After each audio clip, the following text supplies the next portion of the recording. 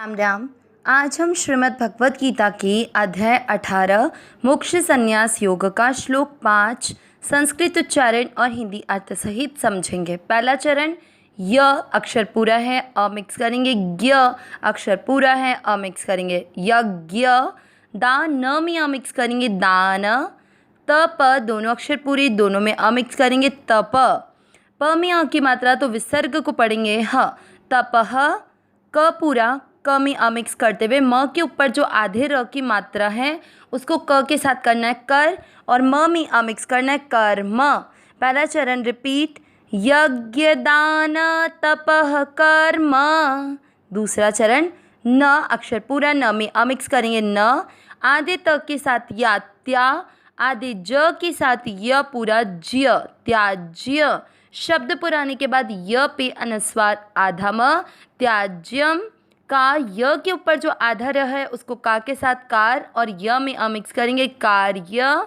में व में अ मिक्स करेंगे, में व। त पूरे के साथ आधा तत्। दूसरा चरण रिपीट, न त्याज्यम कार्यमेव तत्। अब पहला और दूसरा चरण साथ में, यज्ञ दान तपः कर्म न त्याज्यम कार्यमेव तत्। तीसरा चरण य में अ मिक्स करना है, यज्ञो दान, शब्द पुराने के बाद न पे अनुस्वार आधा म, दानम। त में अ मिक्स करेंगे त, प पूरे के साथ आधा श, तपश। च पर ऐ की मात्रा चई, व में अ मिक्स करेंगे चैव। तीसरा चरण फिर से, यज्ञोदानम तपश्चैव।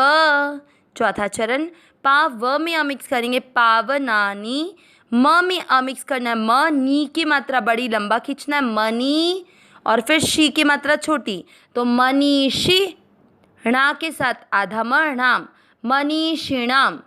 चौथा चरण फिर से, पावनानी मनीषिणाम।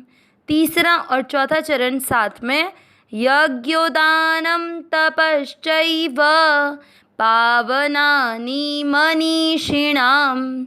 पूरे श्लोक का उच्चारण एक साथ, यज्ञ दान तपः कर्म न त्याज्यम कार्यमेव तत्, यज्ञोदानम तपश्चैव पावनानि मनीषिणाम। एक बार फिर से, यज्ञ दान तपः कर्म न त्याज्यम कार्यमेव तत्, यज्ञोदानम तपश्चैव पावनानि मनीषिणाम। श्लोक का अर्थ समझते हैं। इससे पिछले श्लोकों में हमने सुना कि जब इस अध्याय के प्रारंभ में अर्जुन ने भगवान से प्रश्न किया कि मैं संन्यास और त्याग के तत्व को अलग अलग जानना चाहता हूँ, तो भगवान अर्जुन के द्वारा पूछे गए इस प्रश्न का उत्तर इसी अध्याय के श्लोक 2 से देना प्रारंभ करते हैं, जिसमें भगवान 2 और श्लोक 3 इन दोनों में अलग अलग प्रकार के विद्वानों के 4 मत बताते हैं कि काम्य कर्मों के त्याग को कोई विद्वान संन्यास समझते हैं, कोई संपूर्ण कर्म करते हुए उस कर्मों के फल को त्याग दे उसको त्याग कहते हैं, कोई विद्वान ये मानता है कि कर्मों को दोष की तरह मानकर छोड़ देना ही उचित है, तो कुछ विद्वानों की दृष्टि में यज्ञ दान और तप रूप कर्म का त्याग नहीं करना चाहिए, मतलब कम से कम यज्ञ दान और तप रूपी कर्म तो करने ही चाहिए। अब अर्जुन के द्वारा पूछे गए प्रश्न में पहले भगवान ने श्लोक 2 और 3 में विद्वानों का मत बताया, फिर श्लोक 4 में भगवान ने अपना त्याग के विषय में मत बताते हुए कहा कि जो त्याग है वो 3 प्रकार का है, जिसमें सात्विकी, राजसी और तामसी ये तीनों त्याग हैं।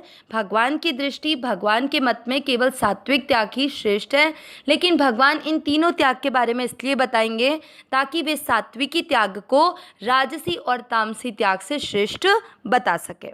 अब आज भगवान क्या बताना चाह रहे हैं, शब्दों के अनुसार पहले अर्थ निकालेंगे। यज्ञ दान तपः कर्म, यज्ञ दान और तप रूपी कर्मों का न नहीं त्याज्यम त्याग करना चाहिए, तो न त्याज्यम यानी त्याग नहीं करना चाहिए। कार्यमेव, कार्यमेव में मेव का जो म है उसको कार्य के साथ जोड़ेंगे तो कार्यम, म आधा आएगा कार्यम, और म पे ई की मात्रा तो उससे बन जाएगा एव।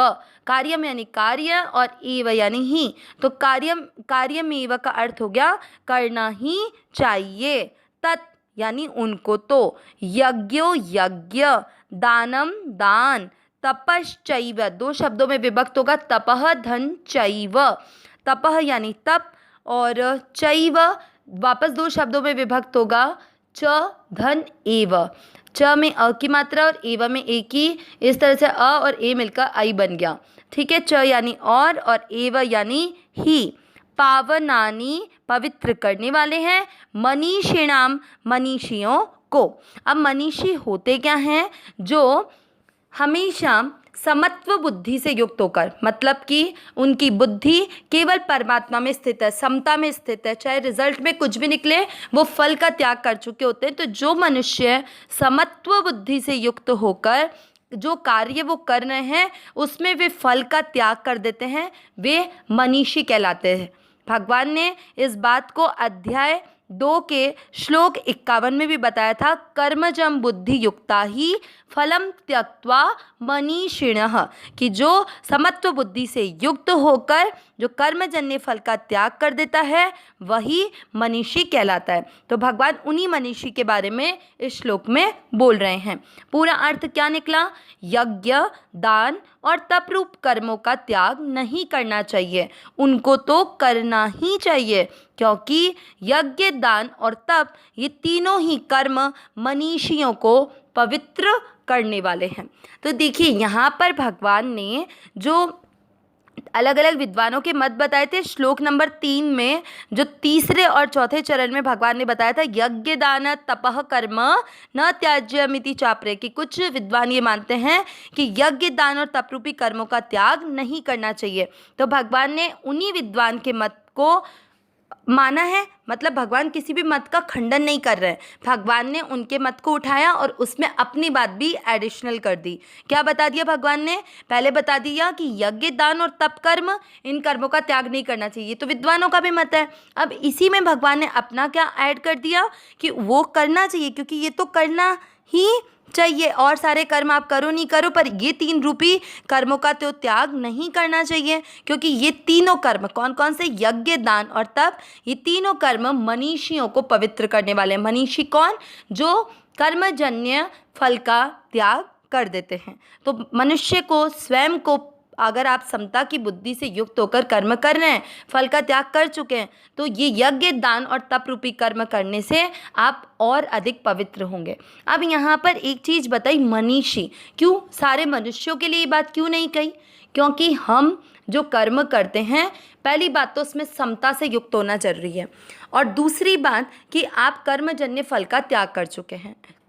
कई लोग ऐसे भी हैं जो यज्ञ, दान और तप, इस संसार के सुख भोग, यहाँ के आनंद लेने के लिए, या कोई सांसारिक कोई ऐसी वस्तु, व्यक्ति, परिस्थिति, उनकी प्राप्ति के लिए हम लोग यज्ञ करते हैं, दान करते हैं, तप करते हैं।